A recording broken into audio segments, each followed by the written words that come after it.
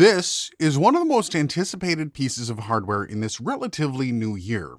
It's the ZOOM UAC-232, the sexiest of all the names. And frankly, it has much to do with the simple sales pitch of 32-bit float. But why is that? Do you need it? Oh my god, do you have links in the description? Yes, I do. Kidding, but yes, I do. I'm not sure why I keep getting surprised by the size of these things, but this thing is just adorably cute and small. At first, I was kind of confused at the build with these rails here, but then I realized it kind of makes it more possible to have your unit upright. And I think that's kind of cool. Not all desks have real estate. Also, I do have to point out, this is Zoom plastic. Now, I think it's perfectly fine for an interface that never leaves your desk, but I do know some purists out there. For me, it's not really that big of a deal. So let's start on the back. From the left, you have a separate power option, and right beside it, the USB connection. You should know this unit is bus powered, but if you're using it with an iOS device, you're going to need that extra power. As well, it can also be powered with a battery if you need. To the right of that, you have the MIDI in and out, a really cool feature at this price point and kind of pointing this thing in the direction of home studio starter. And of course, you have your right and left outputs for monitors. Now, when you flip the unit over, again, left to right, you have a phantom power button. And I love that each channel has addressable phantom power. It's a small feature, but one that opens up your options for different kinds of microphones. Then you have input 1, a combo XLR and TRS jack. Beside that, you have the high Z switch, then another combo jack for input 2 and its phantom power switch. Then we move on to the monitoring section. You have the headphone jack and the gain control for it and a direct monitor button. And finally, the main output for your monitors here. And of course, you also have this brightly lit 32-bit float sign, just in case you forgot. At this point, you might be asking yourself though, where are the gain knobs? Well, they're not here. More on that in a bit. This is a 2-in and 2-out USB 2.0 interface. It's up to 32-bit float and 192 kilohertz. It's bus powered, it has an EIN of neg 127 dBu, headphone outputs of 10 milliwatts per channel into 32 ohms, and this is iOS compatible, so you can use this with an iPad or an iPhone. So it would seem this year, this is the selling feature that is being pushed, and why, you might ask, or perhaps what is it? Well, without going into the science of bit rates, the best way to describe it is headroom. Meaning you will have more margin for error with 32-bit float in certain DAWs, more on that in a bit. So if you clip or try to record something louder than 0 dB, you can correct it in post. But for people that are new to audio, let me show you.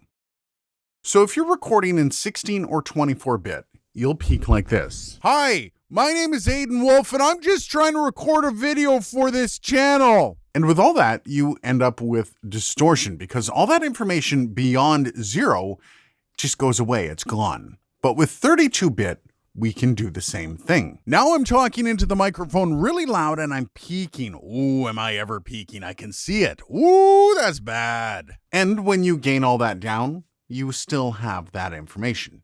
Technically, you still clipped, but the 32-bit float still has all that info that was recorded. So when I say correct in post, I literally mean that.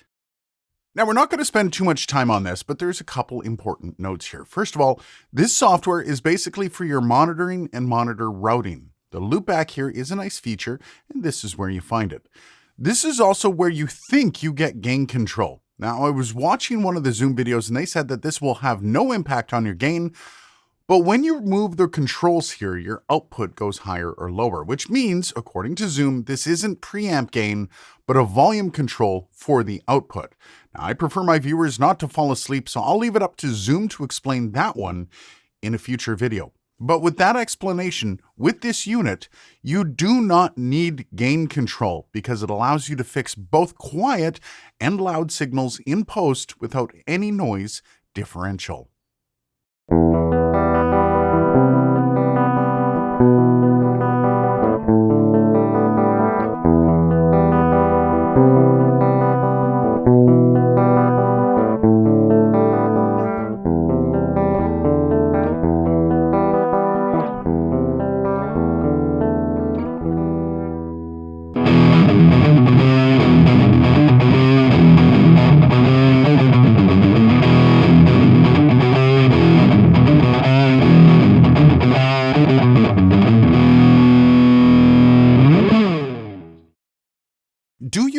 32-bit float though? That is the real question here. I mean, we haven't really needed it thus far, though. Is it a valid selling point for the next wave of audio gear? Should you abandon all reason and frantically scroll down below this video and click on those links I have there? Yes!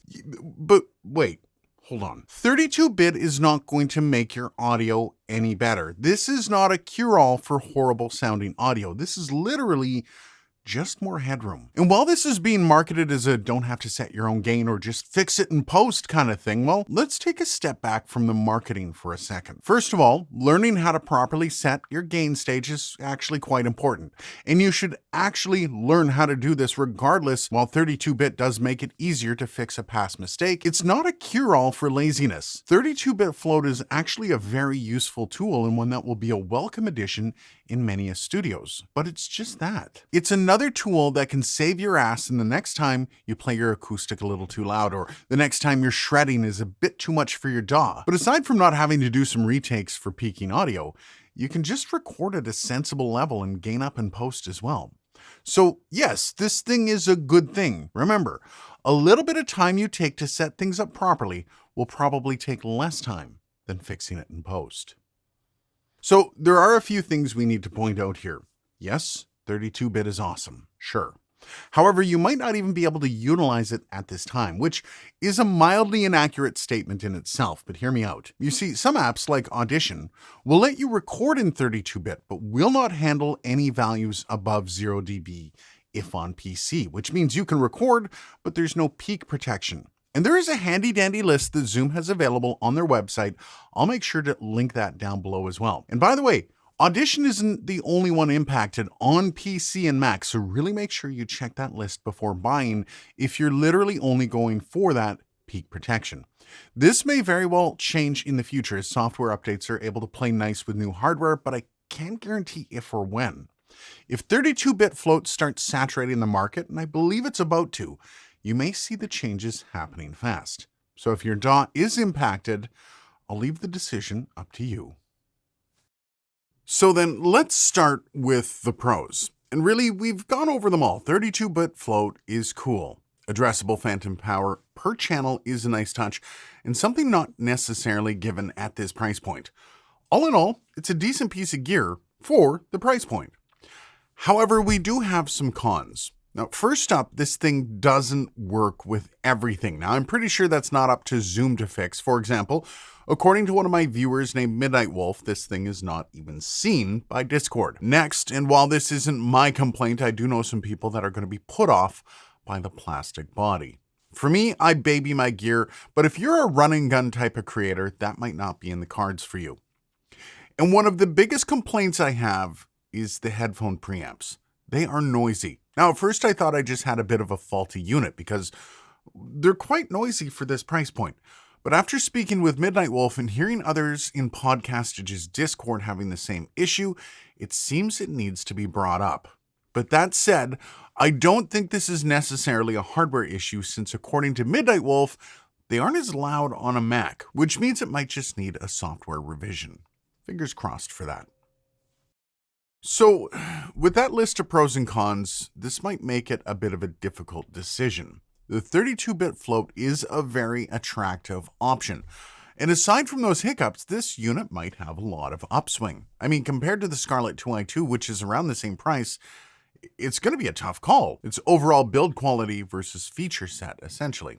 Even though the EIN isn't breaking any records with the Zoom, you will be hard-pressed to tell the differences between the two. So then, the one thing remaining is the headphone preamps.